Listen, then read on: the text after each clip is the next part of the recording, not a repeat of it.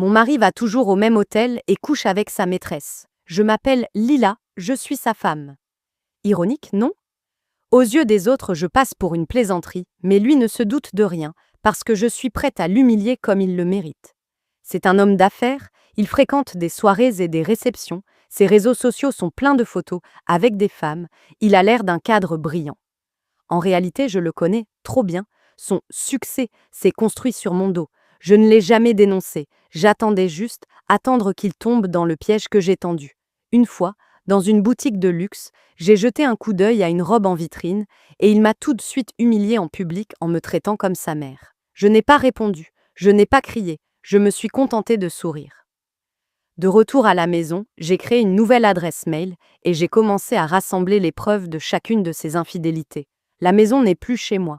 Il prétendait être en rendez-vous professionnel alors qu'il voyait sa maîtresse. Et il y avait l'odeur d'un autre parfum sur les draps.